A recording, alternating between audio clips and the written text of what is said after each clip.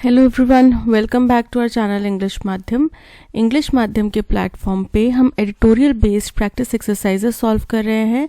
Start करते हैं आज का session with thought of the day, that is there is no elevator to success, you have to take stairs to be successful. यानी कि सफलता हासिल करने के लिए कोई लिफ्ट, कोई एलिवेटर नहीं लगा हुआ।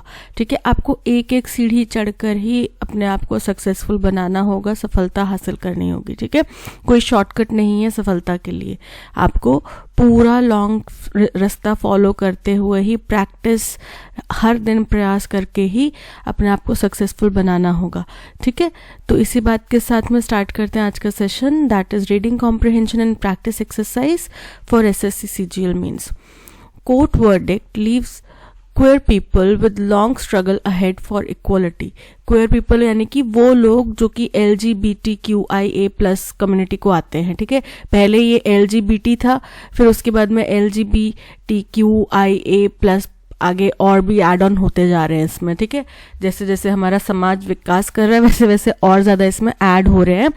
तो इन लोगों के लिए एक लंबा आगे आने वाला स्ट्रगल इक्वालिटी के लिए, इनके आगे बहुत बड़ा स्ट्रगल इनको देखना पड़ेगा। क्यों? क्योंकि कोर्ट का एक फैसला है। अब कौन से कोर्ट का, आगे देखते हैं।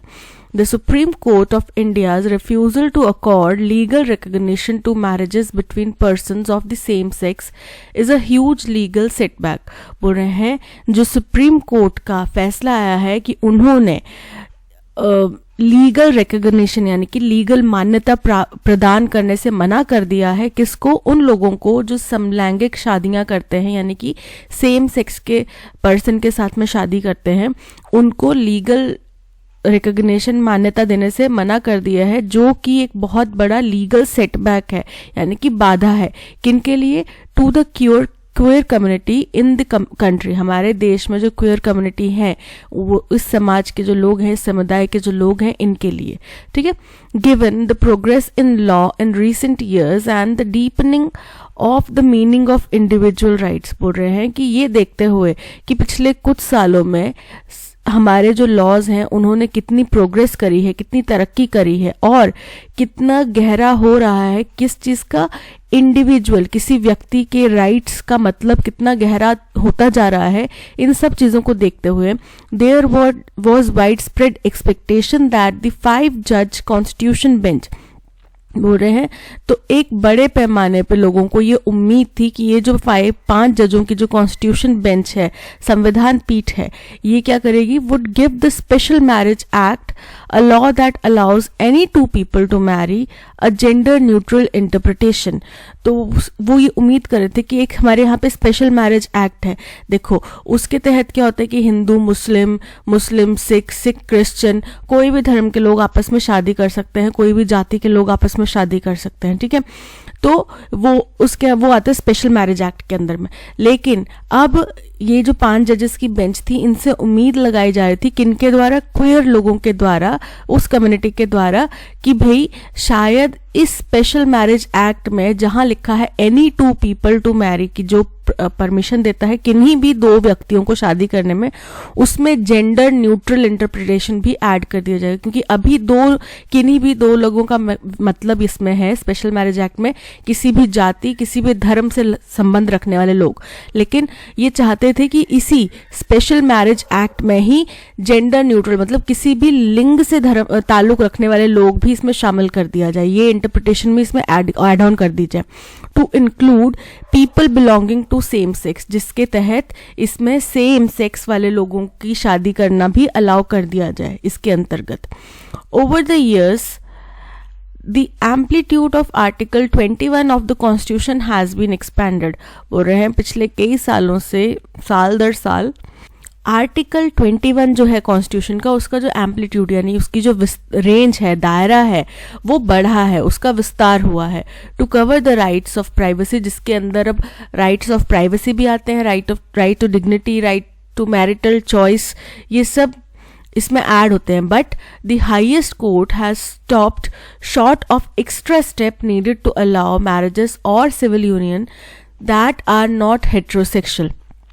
लेकिन यहाँ पे हमारे जो देश की सर्वोच्च अदालत है उसने इस बात को रोक दिया है कि वो कोई भी एक्स्ट्रा स्टेप जो चाहिए इन लोगों को भी अपनी मैरिजेस को कानूनी जामा पहनाने के, सिविल यूनियंस बनाने के, उन लोगों को जो हेट्रोसेक्सुअल शादियां नहीं कर रहे उसको रोक दिया है।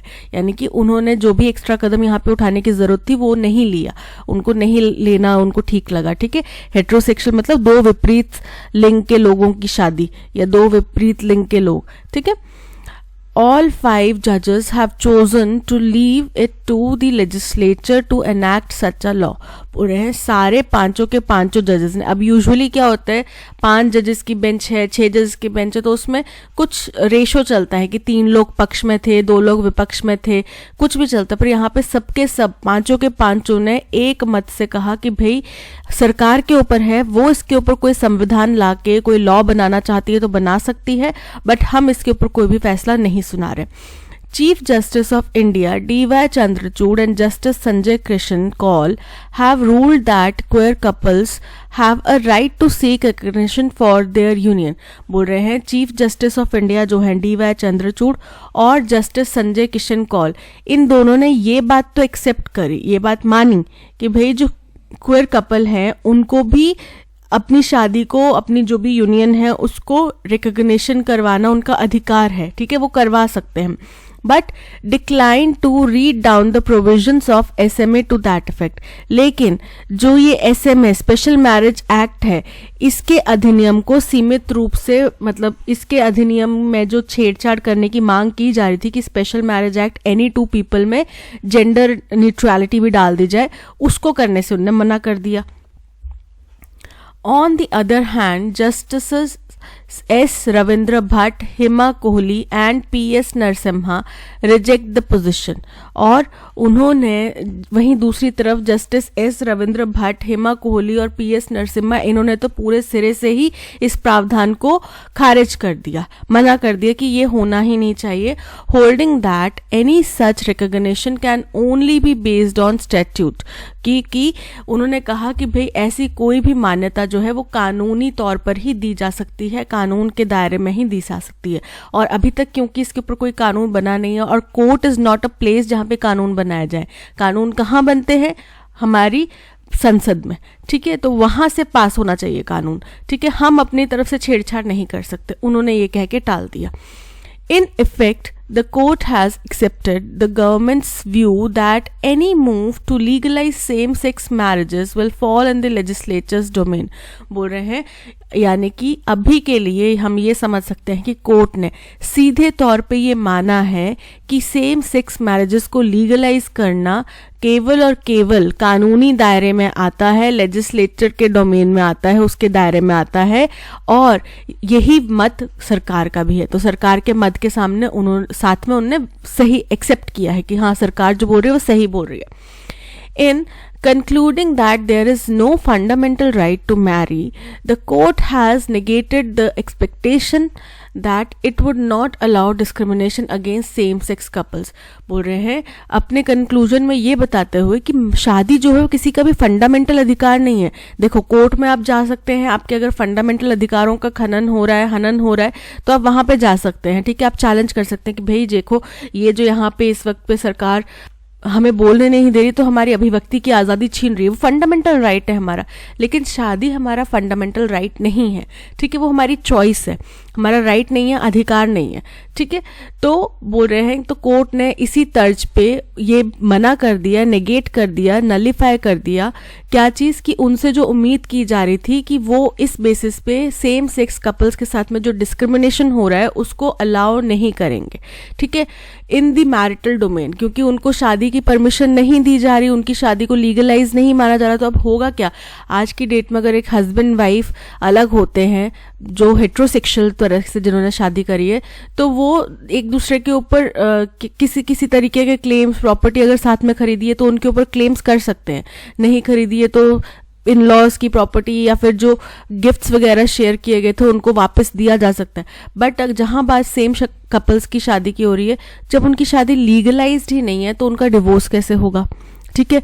डिवोर्स, अगर शादी लीगलाइज नहीं है तो फिर वो जो सेटलमेंट्स होते हैं वो किस बेसिस पे करेंगे, ठीक है, और कहाँ जाके उनके लिए वो फाइट करेंगे अगर ऐसा कुछ कहीं पे भी ऐसा कुछ होता है सिनेरियो जहाँ पे एक ने दूसरे को मिसयूज करा या मिसबिहेव करा या फिर उनकी अधिकारों का हनन करा, तो फिर वो कहाँ जाके फाइट करेंगे। तो इसलिए वो लोग इन चीज़ों को चाहते हैं कि भाई उनकी शादी भी लीगलाइज हो। तो ये चाह रहे थे कि कोर्ट जो है वो, क्योंकि ये फंडामेंटल राइट नहीं है, तो कोर्ट ने कहा तो इसीलिए हम इस जो हमसे उम्मीद रखी जा रही है कि हम सेम सेक्स कपल के साथ में जो डिस्क्रिमिनेशन हो रहा है उसको बंद करवा दें, ये हम नहीं कर पाएंगे, ठीक है। In the marital domain to continue, ठीक है। Marriage is indeed a social institution, marriage एक सामाजिक गठबंधन है, सामाजिक इंस्टीट्यूशन है, ठीक है, with its own legal requirements and condition, और इसकी कुछ अपनी ही लीगल रिक्वायरमेंट्स यानी कि कानूनी ज़रूरतें हैं, ठीक है। कैसी ज़रूरतें हैं कि भाई दोनों बालिग होने चाहिए, फैमिली मेंबर्स का तो एग्री होना है पर दोनों की मंजूरी होनी चाहिए, ठीक है। ऐसा नहीं है कि आप ज़बरदस्ती किसी की, वो भी लीगली चैलेंज किया जा सकता है, तो लीगल रिक्वायरमेंट्स फुलफिल होनी चाहिए। Conditions for what constitutes a valid marriage, और कुछ कंडीशंस हैं जिसके तहत किसी मैरिज को वैलिड मैरिज करार दिया जा सकता है, ठीक है। The right to seek social and legal validation through marriage is a matter of individual choice protected by the Constitution. तो बोल रहे हैं ये जो अधिकार है सामाजिक और कानूनी वैलिडेशन प्रोवाइड कराने का अपनी मैरिज को, मैरिज के ज़रिए अपने रिलेशनशिप को, वो इंडिविजुअल चॉइस है, किसी व्यक्ति की चॉइस है, ठीक है, जिसको संविधान द्वारा प्रोटेक्ट किया गया है कुछ कानून बना के। But the court still views it as being subject to statutory limitations, बोल रहे हैं, लेकिन फिर भी कोर्ट अभी भी यही मानता है कि इसमें कुछ लॉ के द्वारा कुछ लिमिटेशंस लगाई जानी चाहिए, लगाई गई हुई हैं, ठीक है। The majority disfavours the position that queer couples have a right to adopt children. अब जैसे हमारे देश में ज़्यादातर जो लोग हैं, मेजॉरिटी जो है देश की, वो इस बात को भी नहीं अग्री करते कि भाई क्वेयर कपल को बच्चे अडॉप्ट करने चाहिए, उनको बच्चे अडॉप्ट करने का अधिकार मिलना चाहिए, इस बात से भी वो सहमत नहीं है, बट अग्रीज। और यही सेम सिचुएशन यहाँ पे बेंच का भी है कि उसमें मेजॉरिटी यही मानते हैं कि इनको अडॉप्ट करने का अधिकार नहीं होना चाहिए, but agrees with the minority that there is no bar on transpersons entering into heterosexual marriages. लेकिन बोल रहे हैं कि वो माइनॉरिटी के साथ में इस बात पे अग्री करते हैं कि इस बात पे कोई भी लिमिटेशन नहीं है, कोई भी प्रतिबंध नहीं है कि कोई ट्रांस पर्सन किसी हेट्रोसेक्सुअल मैरिज में जाए, किसी हेट्रोसेक्सुअल मैरिज का पार्ट बने, ठीक है। There is no disagreement among the judges about the right of such same-sex couples to cohabit and be free from coercion and threats. बोल रहे हैं, लेकिन इस बात में कोई भी डिसएग्रीमेंट नहीं है जजेस, यानी कि जजेस इस बात को मानते हैं कि ये जो सेम सेक्स कपल्स हैं ये साथ में रह सकते हैं, कोहाबिट कर सकते हैं, संघर्ष कर सकते हैं, ठीक है, लिविंग स्पेस एक साथ रह सकते हैं, लिविंग स्पेस जो है शेयर कर सकते हैं, फ्री फ्रॉम कोअर्शन, कोअर्शन मतलब कि दबाव, किसी भी बाहरी दबाव और थ्रेट से वो उनको नहीं होना चाहिए, इस चीज़ का मतलब उनके ऊपर कोई भी बाहरी दबाव या थ्रेट नहीं होना चाहिए, ठीक है, इस चीज़ से वो एग्री करते हैं। Given that large sections of India may be opposed to the legalization of same-sex marriages. बोल रहे हैं ये देखते हुए कि हिंदुस्तान का जो एक बड़ा दबका है वो शायद अपोज करेगा कि अगर सेम सेक्स मैरिज को लीगलाइज किया जाए on religious and cultural grounds. क्यों? क्योंकि हमारे धर्म के अनुसार, हमारे कल्चर के अनुसार ये सही नहीं है, वो ऐसा कह सकते हैं। The possibility of parliament taking initiative to do so is quite bleak. तो यही सोचते हुए, यही समझते हुए कि कानून के तौर पे हमारी जो संसद है वो इसके ऊपर कुछ फैसला ले, इसके चांसेस भी बहुत कम है, बहुत थोड़े से चांसेस है कि वो इस बात के ऊपर, इसके फेवर में कोई फैसला ले सकते हैं। The LGBTQIA+ community may now have to take heart from the court's direction that the government should form a committee to decide the rights and entitlements of queer couples. तो बोल रहे हैं कि अब LGBT QIA+ जो community है, इनको केवल और केवल इसी बात से हौसला रखना चाहिए कि कोर्ट ने सरकार को आदेश दिए हैं कि वो एक कमेटी गठित करें और उस कमेटी द्वारा ये डिसाइड किया जाए कि इनके क्या अधिकार हैं, कौन से अधिकार हम इनको दे सकते हैं, कौन से अधिकारों से अभी तक इनको वंचित रखा गया है और क्या क्या इनके अधिकार और एंटाइटलमेंट्स हैं। ठीक है, वही अधिकार हैं।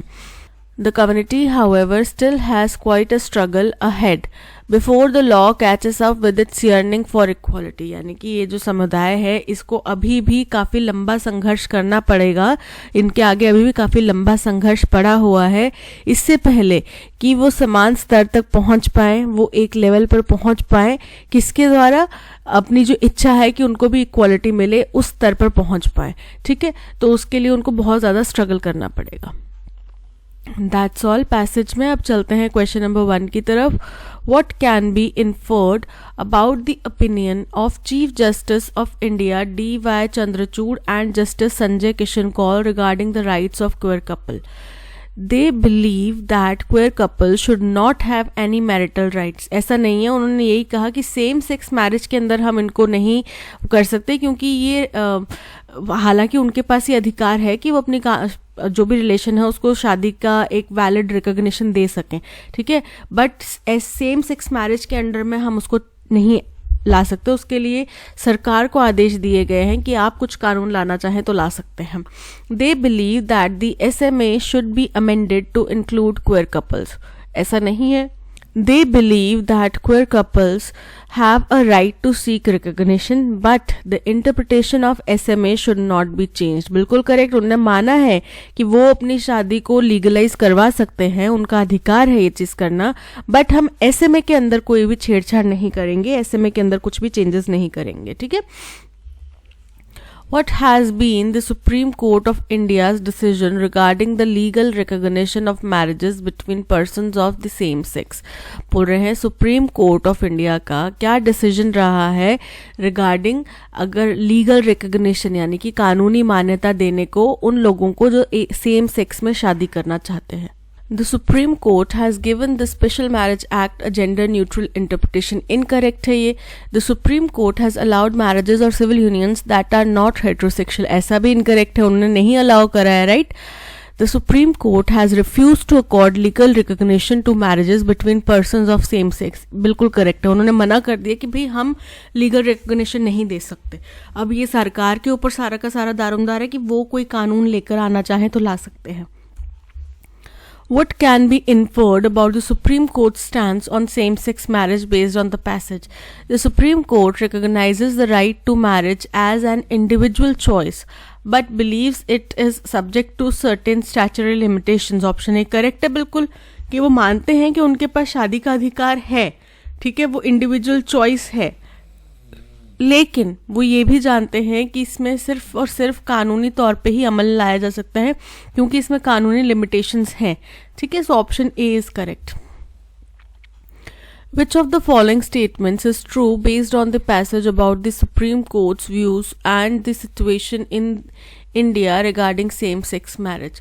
बोल रहे हैं इनमें से कौन सी स्टेटमेंट है वो बिल्कुल करेक्ट है, किसके बारे में? पैसेज के अनुसार सुप्रीम कोर्ट का जो ओपिनियन है, व्यू है, एंड द सिचुएशन और जो स्थिति है इंडिया में regarding same sex marriage. The majority of जजेस support the right of queer couples to adopt children. Incorrect है। The court believes that trans persons cannot enter into heterosexual marriages। Incorrect है, उन्होंने इसके ऊपर बोला ना कि इसके ऊपर कोई लिमिटेशन नहीं है कि अगर कोई ट्रांस पर्सन है वो हेट्रोसेक्सुअल मैरिज में एंटर करना चाहता है तो। The court agrees that same-sex couples have the right to cohabit and should be free from coercion and threats। Option C is correct। उन्होंने माना है कि उनके पास अधिकार है, वो एक साथ रहना चाहें तो रह सकते हैं और उनको इस बात में किसी भी चीज़ का डर नहीं होना चाहिए। Based on the tone of passage, how does the author perceive the Supreme Court's verdict on same-sex marriage in India? कैसे देखते हैं वो सुप्रीम कोर्ट का जो वर्डिक्ट आया है सेम सेक्स मैरिज के लिए उसको? As a progressive step forward to the LGBTQIA+ community, की एक स्टेप हम प्रोग्रेस करके आगे बढ़े हैं। As a neutral decision that neither supports, अच्छा पूरे पैसेज की टोन बतानी है, neither supports nor opposes, neutral नहीं है, उनके लिए डिसअपॉइंटमेंट है, सेटबैक है। As a disappointing setback for the queer community's fight of for equality, option C is correct.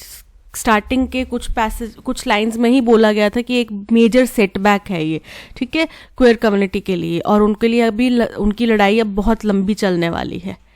Have an egg on your face, इस इडियम का मतलब बताना है। इसका मतलब होता है कि आप मूर्ख या शर्मिंदा दिखें किसी चीज़ में, आपने कुछ किया और आप अच्छा शायद करने की कोशिश करोगे लेकिन आप मूर्ख बन गए या फिर एम्बैरेस्ड हो गए उस स्थिति से। Defeat someone thoroughly, incorrect.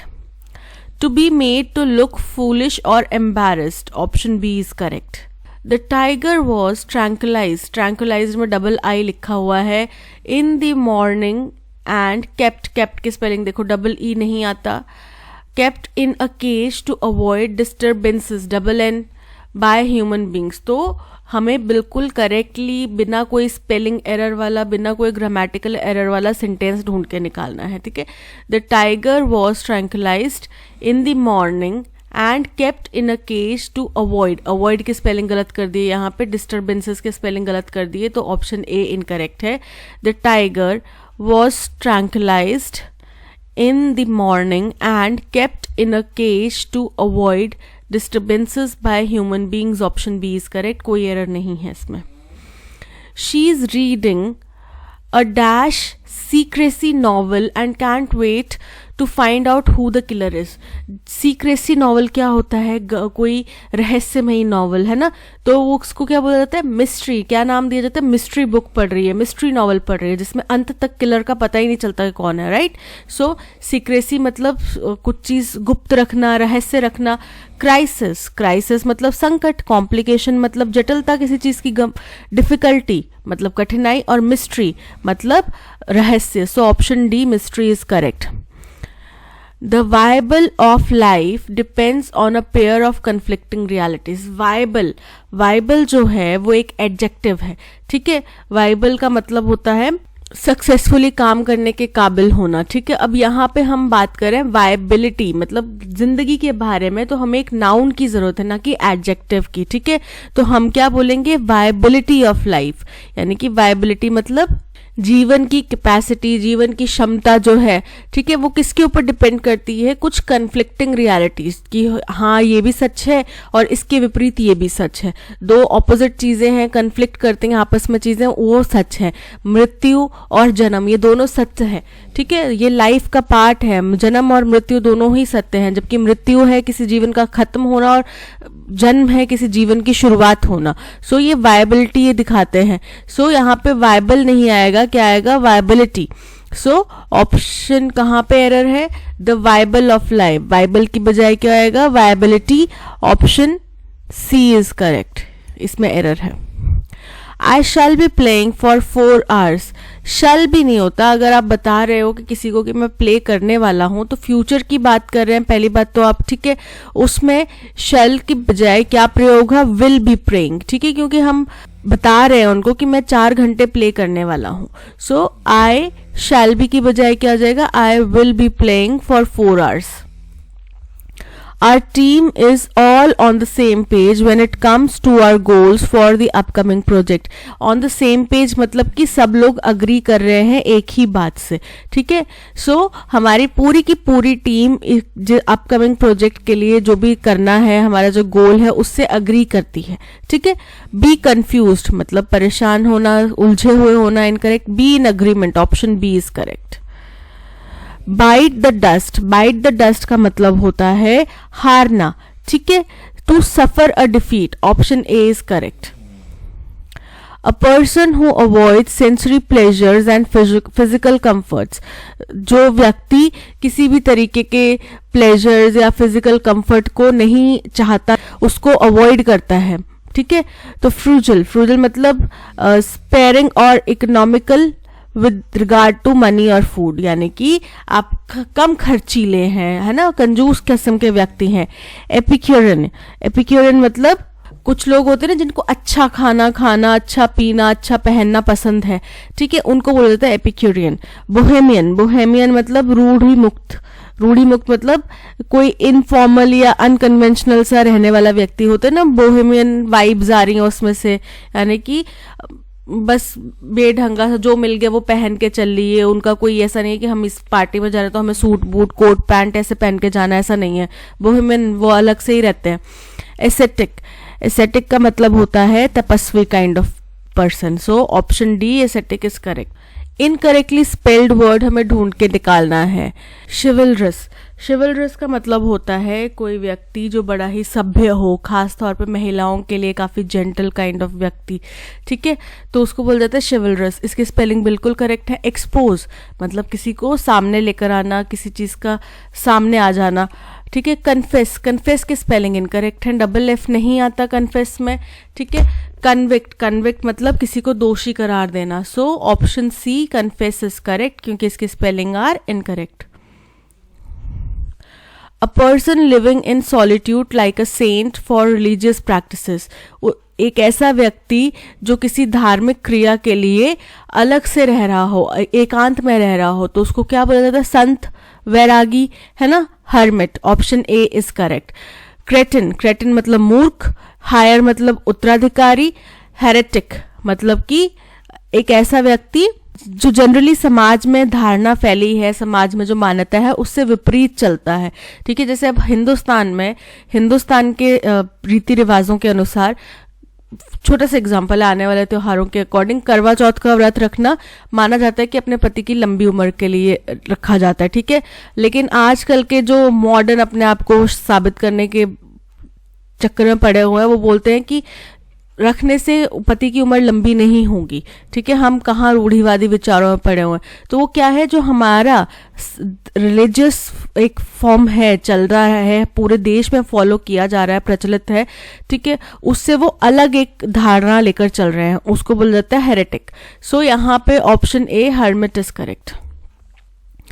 Clumsy, clumsy मतलब कि बड़ा ही ऑकवर्ड सा, अनकोऑर्डिनेटेड, पॉस्चर भी क्लमजी हो सकता है, किसी व्यक्ति की मूवमेंट क्लमजी हो सकती है, ढीली ढाली, सुस्त सी, ठीक है। तो इसका एंटोनिम हमें बताना है, तो एक कोई व्यक्ति है बड़ा क्लमजी सा है, तो उसका विपरीत कौन होगा? एक बड़ा ही ग्रेसफुल व्यक्ति। जेलस, उससे जलना, ईर्ष्यालु, जलन, जलन की भावना। फियर्स, फियर्स मतलब उग्र। ग्रेसफुल मतलब बड़ा ही एलिगेंट, बड़ा ही कोऑर्डिनेटेड, पॉइज्ड। नर्वस मतलब बड़ा ही चिंतित, एंशियस, टेंस, ठीक है। सो यहाँ पे option C graceful is correct. No sooner had the sun risen over the horizon when, no sooner के साथ में देन आएगा, ना कि व्हेन आएगा। When the birds began to chirp and squirrel started to scamper around the park, बोल रहे हैं जैसे ही सूरज उगा वैसे ही चिड़ियाओं ने चहचहाना शुरू कर दिया, गिलहरियों ने पार्क के इधर उधर कूदना शुरू कर दिया, ठीक है। सो यहाँ पे क्या यूज होगा? दैन का प्रयोग होगा। नो सूनर के साथ में कंजक्शन दैन यूज होता है, ठीक है। So than birds begin, than the birds begin. Option D is correct. During the meeting, he went on a long and angry dash about how the project was being mismanaged. Shout, long and angry, shout नहीं हो सकता, shout का मतलब है चिल्लाना, ठीक है, जो कि यहाँ पे फिट नहीं बैठ रहा। Whisper, whisper मतलब फुसफुसाना, जब loud and angry की बात कर रहे हैं, लॉन्ग एंड एंग्री की बात कर रहे हैं, तो फुसफुसाहट में नहीं आप लॉन्ग एंड एंग्री कोई स्टेटमेंट बोल सकते हैं। इनफैक्ट जब आप गुस्से में होते हैं तब कोई एकदम आपके बगल में बैठा व्यक्ति तो भी आपकी आवाज तेज हो जाती है। रैंट, रैंट मतलब होता है बिना रुके, बिना ब्रेक लिए बस लगातार बोले जाना, तो वो लॉन्ग एंड एंग्री रैंट है। मटर, मटर मतलब कि बड़बड़ाना कुछ चीज, तो यहाँ पे बड़बड़ाने की बात नहीं आ रही। Rant option C is correct. I had a bad habit of waking up lately. तो आपके जब आदत के बारे में बात कर रहे हैं तो लेटली की बजाय क्या आएगा? लेट, ठीक है। लेटली का अर्थ होता है हाल ही में, और लेट का मतलब होता है देर से उठना। सो यहाँ पे लेटली की बजाय क्या आएगा? ऑप्शन ए में एरर है, लेटली की बजाय क्या आएगा? Late. I have a bad habit of waking up late. Chaitanya was dashed from the school due to his misappropriate behavior. उसके गलत व्यवहार की वजह से उसको स्कूल से क्या किया होगा, निकाला होगा. तो निकालने को क्या बोला जाता है, देखो एक्सपेल, हमें इससे समझ में आ रहा है कि एक्सपेल से रिलेटेड कोई वर्ड है. तो वॉज पास्ट की घटना है तो क्या आएगा, एक्सपेल्ड, PELLED, ये होते हैं एक्सपेल्ड के spelling. Option A is correct. Once there was a king named Midas who was granted a dash by Dionysus. बोल रहे हैं एक बार एक राजा था जिसका नाम था मिडास, जिसको एक क्या ग्रांट की गई होगी, विश या वरदान, है ना, किसके द्वारा, डायोनिसिस, जो कि क्या था, the god of wine, wine का देवता था. For his wish Midas asked that whatever he dash would turn to gold. ये वही वाली कहानी है, जो भी वो छूता था वो सोना बन जाता था, राइट. तो बोल रहे हैं कि अपनी विश, अब यहाँ से हमें पता चल गया कि यहाँ पे क्या आएगा, विश आएगा, राइट. कैसे पता चला, क्योंकि उसने अपनी विश के लिए क्या मांगा, तो उसको विश ग्रांट की गई होगी तभी वो विश के लिए मांगेगा. तो for his wish Midas asked, उन्होंने कहा कि भाई जो भी मैं छूऊं वो क्या हो जाए, वो गोल्ड बन जाए. Despite Dionysus efforts to prevent it, हालांकि डियोनिसस ने मना करा कि भाई तुम ये विश मत मांगो. Midas pleaded that this was a fantastic wish. Midas ने कहा कि नहीं नहीं, मैं तो बड़ा होशियार हूं, मैंने तो बहुत अच्छी विश मांगी है, आप तो मेरे को बस ग्रांट कर दो ये विश, ठीक है. एंड सो इट वॉज बिस्टॉर्ड, और इसलिए उसको दे दी गई ये विश.